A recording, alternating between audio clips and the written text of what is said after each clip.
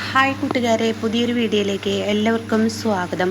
അങ്ങനെ അമ്പിളി ഇങ്ങനെ കരയുകയാണ് കേട്ടോ. അമ്പിളി പിന്നെ അങ്ങനെ കരഞ്ഞ് പാതി ഉറക്കത്തിലോട്ട് പോയിരിക്കുന്നു കേട്ടോ. തളർന്നുറങ്ങുകയാണ്. ഈ സമയം ഇവിടെ ദാസ് പറയാണ്, ഇതേ അമ്പിളിയെ ഒന്ന് നോക്കിക്കൊള്ളണേ. അപ്പോഴേക്കൊക്കെ പറയുന്നുണ്ട്, ദാസങ്ങൾ ഒരുപാട് നേരമായി, ഇനി എന്തായാലും ഒരു വിവരം കിട്ടിയിട്ടില്ലല്ലോ, അപ്പോൾ ദാസങ്ങൾ പോയിക്കോളൂ എന്ന് പറയാൻ കേട്ടോ. ഇല്ലടാ ഞാൻ പോകുന്നില്ല. അല്ല പോയിക്കോളൂ എന്ന് പറയാണ്. ഈ സമയം പറയാണ്, പിന്നെ ഞാൻ പോയിക്കോളാം, പിന്നെ നീ അമ്പിളിയെ ഒന്ന് നോക്കണം. അമ്പിളിയുടെ അവസ്ഥ തീരെ ശരിയല്ല, അവളെ മനസ്സ് വളരെ വിഷമിച്ചിരിക്കുകയാണ്. ഈ സമയം അവളെ വേദനിപ്പിക്കാനോ ഒന്നിനും നിൽക്കരുത്, നീ അവളുടെ കൂടെ ഉണ്ടാവണം എന്നൊക്കെ പറയാൻ കേട്ടോ. ഇതേ സമയം ശരി ആയിക്കോട്ടെ എന്ന് പറയുന്നുണ്ട്. അങ്ങനെ രഘു ദാസ് പോകുമ്പോൾ എന്നാൽ എനിക്കൊരു സാധനം വാങ്ങാനുണ്ട്, അതും കൂടി വാങ്ങാൻ ഞാൻ പുറത്തോട്ട് വരട്ടെ എന്ന് പറയുമ്പോൾ, നീ വാങ്ങിയിട്ട് വായോ, ഞാൻ ഇവിടെ ഇരുന്നോളാം.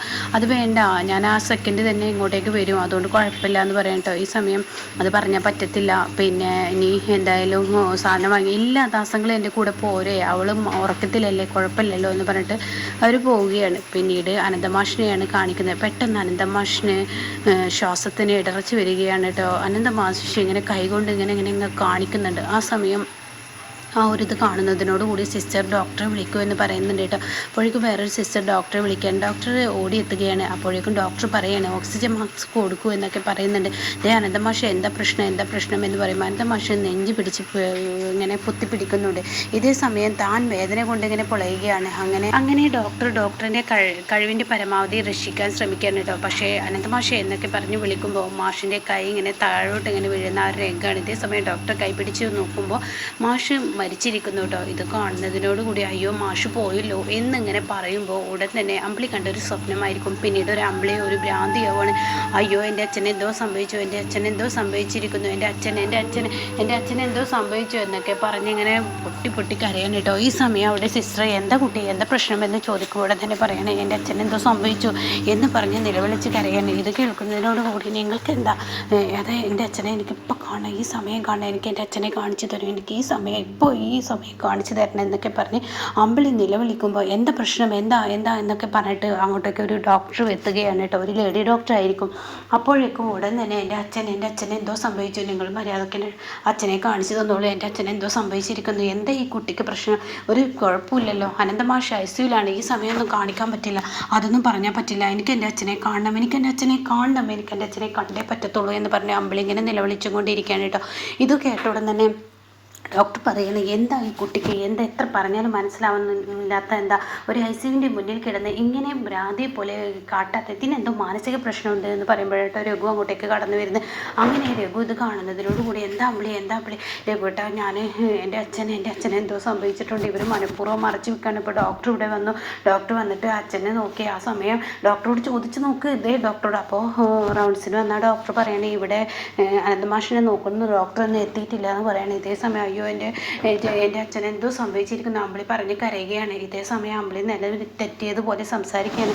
ഈ സമയം അമ്പിളി നീ ഒരു കണ്ട എന്തെങ്കിലും സ്വപ്നമായിരിക്കും, അതുകൊണ്ടാണ് നീ ഇങ്ങനെയൊക്കെ പറയുന്നത്, ഡോക്ടറുമില്ല ആരുമില്ല, ഇനിയും ഞാൻ പോകുമ്പോൾ മയക്കത്തിലായിരുന്നു, എന്താ നിൻ്റെ പ്രശ്നം എന്നൊക്കെ ചോദിക്കുമ്പോൾ രഘുട്ട എനിക്ക് എൻ്റെ അച്ഛനെ കാണാൻ എൻ്റെ സമനില തെറ്റുകയാണ്, ഞാനൊരു ഭ്രാന്തിയെ പോലെ ആവും, അതുകൊണ്ടാണ് പറയുന്നത് എന്ന് പറഞ്ഞു വിടുന്നതിന് ഡോക്ടറെ അവളുടെ അച്ഛനെ ഒന്ന് കണ്ടോട്ടെ, എന്നാൽ അകത്തോട്ട് കയറാൻ പറ്റില്ല, പുറത്ത് നിന്ന് കാണട്ടെ എന്ന് പറയാനായിട്ട് അങ്ങനെ പുറത്ത് നിന്ന് കാണുകയാണ്. ഈ സമയം അനന്തമാഷ് ശ്വാസം നന്നായി എടുക്കുന്നുണ്ട് കേട്ടോ. അപ്പോൾ ഇത് കാണുന്നതിനോടുകൂടി എൻ്റെ അമ്പിളി പറയണേ ഇല്ല എൻ്റെ അച്ഛനെ എന്തോ സംഭവിച്ചിട്ടുണ്ട്, എനിക്ക് എൻ്റെ അച്ഛനെ കാണണം എന്ന് പറയുമ്പോഴേക്കും പറയണേ എടി നീ നന്നായി നോക്കടി, നീ നിൻ്റെ അച്ഛൻ്റെ അടുത്തോട്ട് നോക്ക്, നിൻ്റെ അച്ഛനതാ ശ്വാസം വലിക്കുന്നു, പിന്നെ എന്ത് പ്രശ്നം, ഒരു പ്രശ്നമില്ല, നീ പേടിക്കേണ്ട അമ്പിളി, എന്താ നിൻ്റെ പ്രശ്നം എന്ന് ചോദിക്കുമ്പോൾ ഇല്ല എനിക്ക് അടുത്ത് ചെന്ന് കാണണം എന്ന് പറഞ്ഞ് അമ്പിളി അങ്ങനെ നിലവിളിച്ച് പിന്നീട് ബോധം കെട്ട് അമ്പിളി താഴോട്ട് അങ്ങ് വീഴുന്ന ആ ഒരു രംഗമാണ് കേട്ടോ.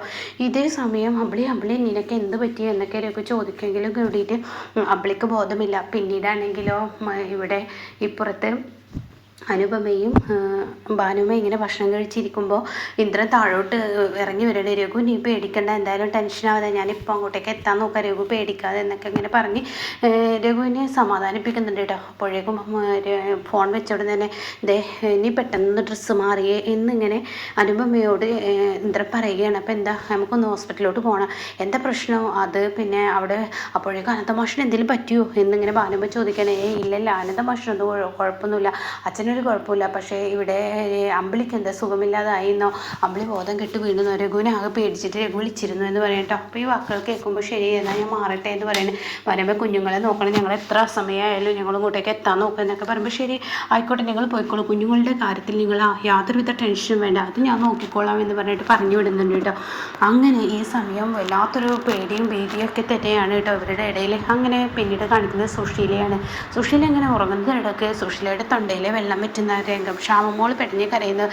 ഇതേ സമയം അയ്യോ എന്താ ഇങ്ങനെ കണ്ടത് എന്നുള്ള ആ ഭാവത്തിൽ സുശീല പുറത്തോട്ട് എണീറ്റ് വരുമ്പോൾ സോന ഉണ്ട് കേട്ടോ. എന്താ അമ്മ ഈ ആ സമയത്ത് നീറ്റ് വരുന്നത്? അത് പിന്നെ ഒരു പ്രശ്നമുണ്ട്. എന്ത് പ്രശ്നം? എന്താ അമ്മേ, എന്താ കാര്യം പറ എന്ന് പറയുമ്പോഴേക്കും ഉടനെ പറയണം, എനിക്കറിയില്ല, ഞാനൊരു സ്വപ്നം കണ്ടു, പക്ഷെ അതൊരു നല്ല സ്വപ്നമായിരുന്നെങ്കിൽ എത്ര നന്നായിരുന്നു, പക്ഷെ അതെൻ്റെ മനസ്സിനെ കെടുത്തുന്നൊരു സ്വപ്നമായി മാറി, അതുകൊണ്ട് അത് ഫലിക്കത്തില്ല എന്ന് പറയും കേട്ടോ.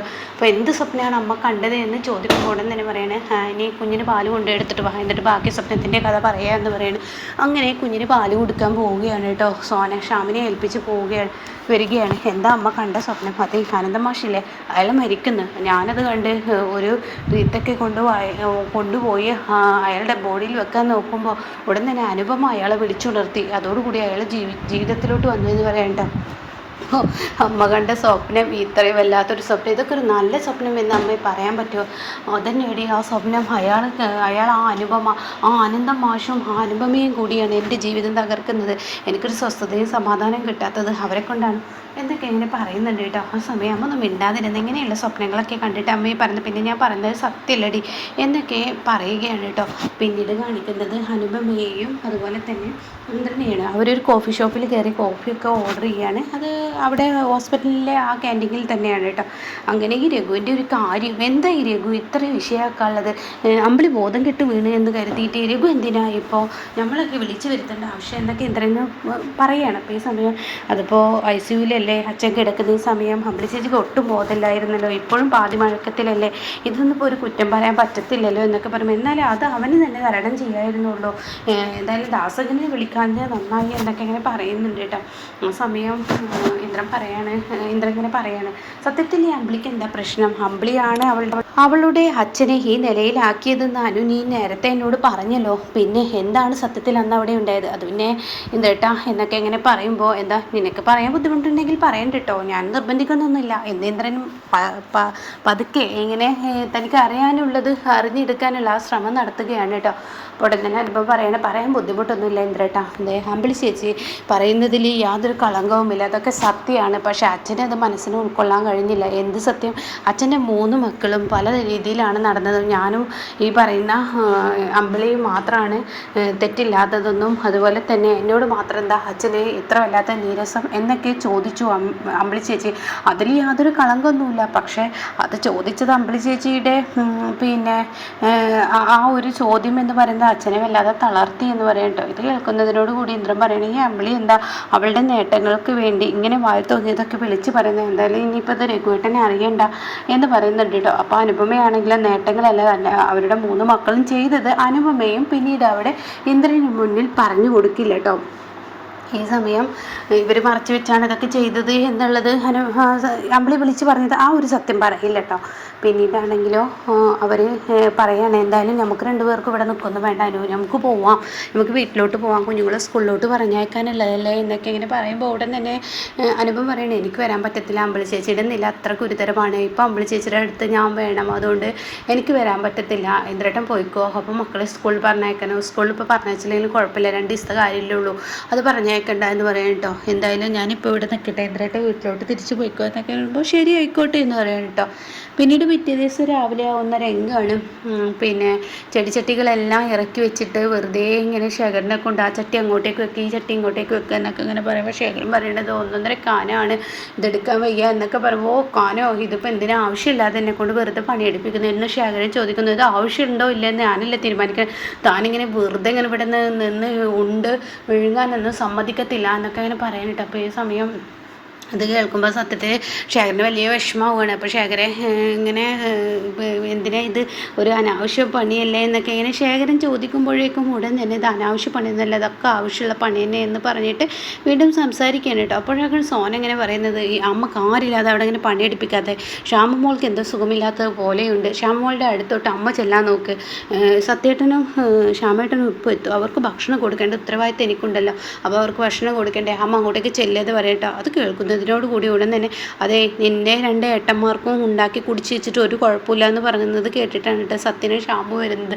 അവരിപ്പോൾ അവർക്ക് വേണ്ടത് അവരുണ്ടാക്കി കുടിച്ചോട്ടെ, അതിപ്പോൾ അത്ര തെറ്റൊന്നും ഇല്ലാന്ന് പറയണേ. ആ സമയം ആ വാക്കുകൾ കേട്ട ഉടൻ തന്നെ സത്യം പറയണേ, ഞങ്ങൾക്ക് ഉണ്ടാക്കാൻ യാതൊരു മടിയില്ല, ഞങ്ങൾക്ക് വേണ്ടത് ഞങ്ങൾ തന്നെ ഉണ്ടാക്കിക്കോളാം എന്ന് പറഞ്ഞിട്ട് ഇവർ അടുക്കളയിലോട്ട് കയറുകയാണ് കേട്ടോ.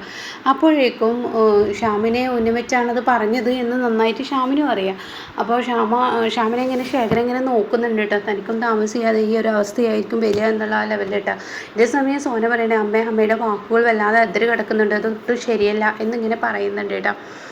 അപ്പോൾ പിന്നെ ഞാനെന്താടി വേണ്ടത്, ഞാൻ ഇയാളെ കൊണ്ട് പണിയെടുപ്പിക്കില്ലേ, ഇയാളെ കൊണ്ട് പണിയെടുപ്പിക്കുമ്പോൾ എനിക്കത് ചെയ്യണ്ടേ, അപ്പോൾ ഇയാൾ ഇവിടെ വെറുതെ ഇങ്ങനെ ഇരുന്നാൽ മതിയോ എന്നൊക്കെ ശേഖരനെ കുറിച്ച് പറയുന്നുണ്ട്. ഇതേ സമയം സത്യനും ശ്യാമും കൂടി അടുക്കളയിൽ കയറിയിരിക്കുകയാണ്. അപ്പോൾ ശ്യാമു പറയണേ, ഈ അടുക്കളപ്പണി എന്ന് പറയുന്നത് എത്ര വിഷയമുള്ള കാര്യമൊന്നുമല്ല, സത്യം പറയണേ രാവിലത്തെ ബ്രേക്ക്ഫാസ്റ്റ് ഇനി മുതൽ നമുക്ക് ഉണ്ടാക്കി വെക്കാം, ബാക്കി ഉച്ചക്കത്തെ അവരുണ്ടാക്കിക്കോട്ടെ എന്നൊക്കെ ഇങ്ങനെ പറയുന്നത് കേട്ടോ. അപ്പോൾ സത്യം പറയണേ ശരിയാണ്, നമുക്ക് ഉണ്ടാക്കി വെക്കാം എന്നൊക്കെ ഇങ്ങനെ പറയണത്. ശ്യാമും പറയണേ ആയിക്കോട്ടെ എന്ന് പറയണേ. അങ്ങനെ ഒരു സാധനങ്ങൾ എടുക്കുമ്പോൾ എവിടെയാണ് സാധനം വെച്ചിരിക്കുന്നത് അറിയില്ലല്ലോ, അതല്ല ഇപ്പോൾ പ്രശ്നം എന്നിങ്ങനെ പറയുമ്പോൾ തന്നെ ഹലോ ഒന്ന് നോക്കി എന്ന് പറഞ്ഞിട്ട് സോന വിളിക്കുന്ന ആ ഒരു രംഗത്തിലാണ് എപ്പിസോഡ് നിർത്തിയിരിക്കുന്നത് കേട്ടോ.